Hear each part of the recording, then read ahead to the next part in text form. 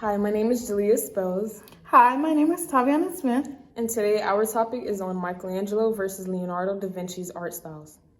Today I will be talking about Michelangelo's art style. And I will be discussing Leonardo da Vinci's art styles.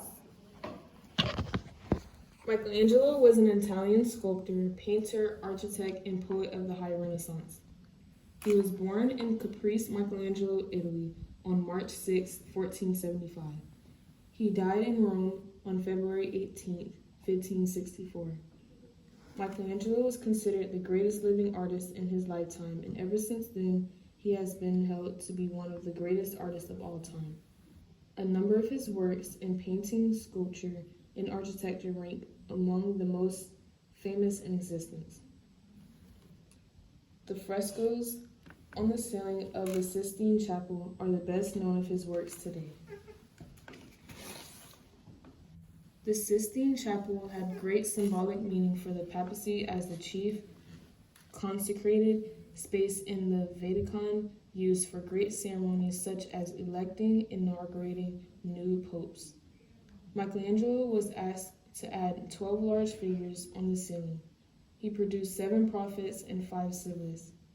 He placed the figures along the edges of the ceiling and filled the central spine of the long curved surface with 9 scenes from Genesis. Michelangelo sculpted a marble statue of David in 1501. The sculpture was 17 feet tall. This biblical figure of David was special to the citizens of Florence. David symbolized the liberty and freedom of their republican ideals. When Michelangelo finished sculpting David, it was the most beautiful figure created. In 1513, Michelangelo sculpted a marble sculpture of Moses. Moses is 8 feet tall, sitting down, with muscular arms and angry, intense look in his eyes. Under his arms, he carries the tablets of the law, the stones inscribed with the 10 commandments that he received from God on Mount Sinai. At the age of 13, he learned the technique of painting frescoes and preferred to work this way rather than with oil paints. In his frescoes, he never created his forms with a soft focus and believed it was more important to create figures with clear outlines, which was a Florentine tradition. In all of his works, he focused his energies on understanding the form of the human figure. He thought that the human body was a beautiful entity that should be naked or only wearing simple robes. He liked religious themes and focused on the image of Christ in many of his drawings. Michelangelo had a keen eye for light and shadow and grasped that they represent volume and shape in both a sculpture and a painting. He created many freestanding sculptures such as David, Saint Petronillus, and Apollo, while Leonardo da Vinci painted his figures with straight axles and lines. Michelangelo was more inclined to curves and diagonal. Unlike da Vinci, Michelangelo produced figures that twisted around and complemented each other's forms.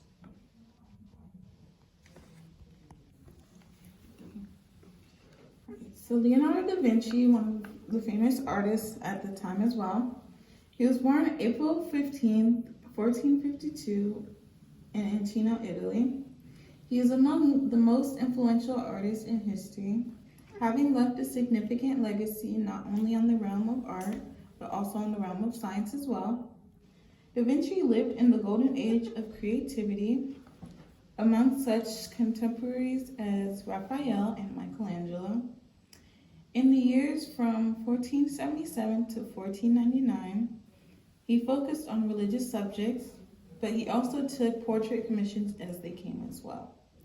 Over the next 5 years or so, he produced several notable paintings, including the Madonna of Carnation, the Abortion of Maggie, and St. Jerome in the Wilderness. Leonardo's art styles. Leonardo painted on a variety of surfaces. He sometimes used wet plaster or sometimes painted on dry stone wall.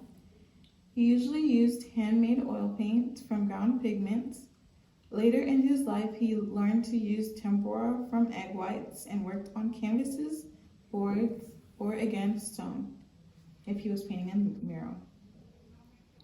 As he began to paint, Leonardo would first create a detailed underpainting in neutral gray and brown. Then he would apply his colors in layers, layer after layer of transparent glaze on top, using a limited range of tones. Some of the underpainting would show through the layers, helping to create form. According to Leonardo da Vinci's biography, this method also allowed him to produce luminous tones. The light would pass through the layers and reflect back from the primer coat, making it seem as if the light was within the figures and the objects themselves. The Mona Lisa is one of Leonardo's most famous pieces. Leonardo da Vinci had begun working on the portrait of Lisa del Giocondio, the model of Mona Lisa, by October 1503. The portrait is painted to a realistic scale in the highly structured space where it has the fullness of volume of a sculpture in the ground. The figure is shown in half length from head to waist, sitting in a chair whose arm is resting on her legs.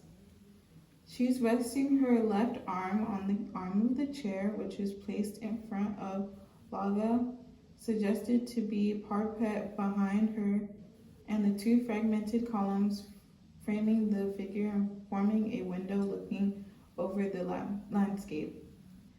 The perfection of this new artistic formula explains its intermediate influence on Florentine and Lombard art of the early 16th century. The Last Supper is also one of Leonardo's most famous pieces. The Last Supper is the final meal that Jesus shared with his apostles in Jerusalem before his crucifixion. In order to create this unique work, Leonardo carried out an extensive amount of research, creating an infinite and preparatory sketches. Leonardo abandons his traditional method of fresco painting the scene dry on the wall of the refectory. Traces of gold and silver foil have been found around, which testifies to the artist's willingness to make the figures in much more realistic manner, including precious detail. After completion, his technique and environmental factor had contributed to the eventual deterioration of the fresco, which had undergone numerous restorations. Vitruvian Man is also one of his most famous art pieces. The drawing, which is in pen and ink on paper, depicts a male figure in two superimposed positions, which his arms and legs are apart simultaneously and described in circle and square. This image provides the perfect example of Leonardo's keen interest in proportion. He believed the workings of the human body to be an analogy for the workings of the universe. There have been countless attempts over the years to understand the composition of Leonardo's illustrations of the virtuous principles.